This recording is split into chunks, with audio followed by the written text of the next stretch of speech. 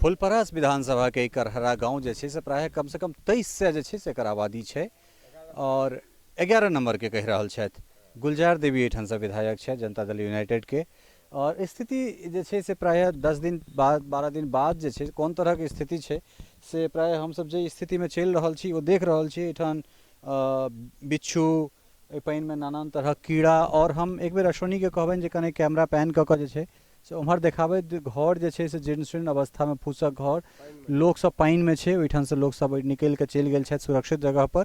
और ई जे छै से राम सबके चमार जे छथि ई मुसलमान सबके छै ने। एहिके बाद हमरा सब कोशिश कऽ रहल छी जे राम जी सब जे छथि हुनका सबके घर तक जेबाक कोशिश कऽ रहल छी। हमरा लगैया नहीं जे शायद हम सब पहुँच पायब कारण जे छै से पानि बहुत बेसी छै और में मुश्किल है एठाम तक एनाइ। लेकिन हम सब कोशिश करै छी जे कैमरा के बचाबैत अपना आप के बचाबैत जतेक दूर तक जे छै से हम सब जा सकै छी ओतेक दूर तक। कारण ई लागैया जेना हमरा सब नदी में चलि रहल छी।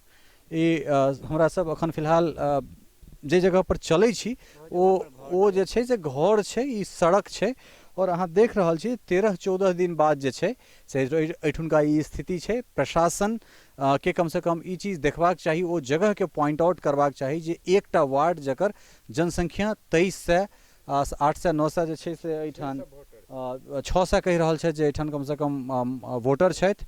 और हमरा नहीं लगे जब एहिसँ बेसी जे छै से जा सकब कारण धसा रहल छै। लेकिन तैयो कोशिश करब जे कनेक और आगाँ जाए। और ई पूरा जे छै से बस्ती छै कैमरा अहाँके पैन कऽ के देखा रहल छथि अश्विनी और एहिके बाद हम अश्विनी से आग्रह करबनि।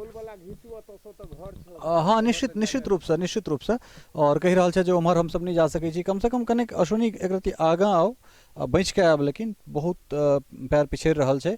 एकरा बाद हमरा सब ई सब चमरटोली खास कऽ राम जी के जे छै से घर छनि तऽ हुनको सबके जे छै से घर के हमरा सब देखाबी। कारण एगोटा हमरा संगे छथि लाठी लऽ कऽ और एगोटा जे छै से हमरा कैमरामैन के संगे जे छै से ओ लाठी लऽ कऽ जे छै से छथि। कारण एहिमे जे छै से टपल बड़ा मुश्किल छै अंदर में देखब अश्विनी कने पैर बचा कऽ।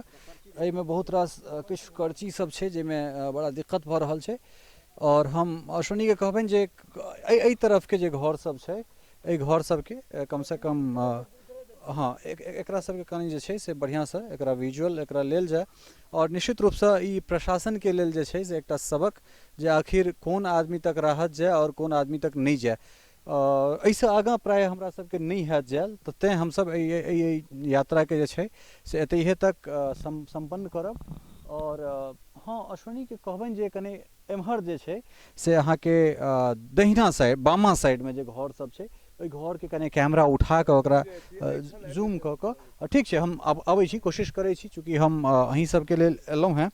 और एहिमे हम हर संभव कोशिश करब जे आरामसँ और ओहिठाम से ठाढ़ भऽ कऽ जे छै से हम कोशिश कहबनि अश्विनी के जे ओकरा पूरा जूम कऽ कऽ जे छै से जूम इन कऽ कऽ पूरा घर बिल्कुल एहिमे देख सकै छियै अहाँ दमकल सेहो छै थ्रेशर सेहो छै ओ तमाम जे जरूरत के चीज छै लोक के ओ तमाम चीज ओहिठाम राखल छै। मुदा जिंदगी जे छै से नीरस भऽ गेल छै। नहि यातायात के कोनो साधन घर जेना लागि रहल छै जे मर्चर सन छै एहिमे केओ गोटा छै नहि सुनसान। और स्थिति जे छै से लोक के अन्न के लेल जे छै सब मोहताज छै। और एठुनका किछु लोक सब छथि तऽ हुनका सबसँ किछु जे छै किछु हम बात कऽ रहल छियनि। आखिर जे छै चूँकि हमरा केओ गोटा कहलनि जे अहाँ वार्ड कमिश्नर सेहो छी ई वार्ड के वार्ड कमिश्नर छथि अहाँके नाम की अइ? नंदलाल मंडल। अच्छा नंदलाल जी की अहाँ सबके मुखिया सब दिससँ या अहाँ सब जे छै जनप्रतिनिधि छियै तऽ अहाँ सब दिससँ कोनो भेलैया किछु मदद तऽ सर हमरा सबके नहीं भेलै विरोधी हिसाब से भेल हन इलेक्शन के हिसाब से जे इलेक्शन में हमरा सबके इलेक्शन द्वारा किछु आदमी के जे हम लिख पढ़ि के दिलियै से ओहि हिसाब से हमरा सबके किछु नहीं अखन तक मिलल। बांध पर जे आदमी भागि के गेलै ओकरा किछु राहत पॉलिथीन और किछु चूड़ा तूड़ा मिललै। मतलब कि अहाँ के मुखिया जी जे छथि से अहाँ सब संगे भेदभाव कऽ रहल छथि जी? मुखिया के छथि एठुनका? मुखिया छथि एठाम मिश्री लाल छथि हुनकर पत्नी मुखिया छै। हाँ तो मतलब ई पंचायत कोन होइ छै कोन पंचायत छै? करहरा पंचायत। करहरा पंचायत केटा गांव अबै छै करहरा में? एहिमे अबै छै सर 7 नंबर वार्ड 7टा वार्ड अबै छै एहिमे 7 गो 8 9 10 12 11 13 14। तो प्राय जे छै से असंतोष के भाव, चूंकि अपने वार्ड मेंबर छथि 11 नंबर वार्ड से करहरा के और हमरा संगे छै जतऽ से हमरा सब यात्रा के शुरुआत केने रही।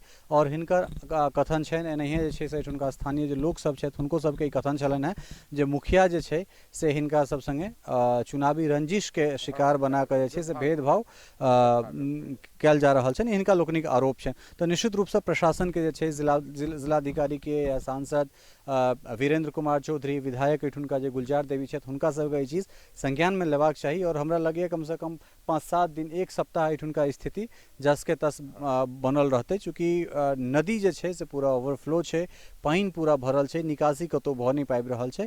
तो एहन में जे छै से हम एहि वीडियो के माध्यम से कोशिश करब जे किछु हिनका सब तक अखन तक जे कोनो मीडिया एठन तक नहीं आयल छलै, तो बेसी से बेसी हिनका सबके राहत सामग्री भेटनि और हिनका सबके जीवन जे छै से एक बेर फेर से पटरी पर आबनि। कैमरा सहयोगी अश्विनी के संग हम ललित नारायण झा, करहरा, मधुबनी, मिथिला मिरर।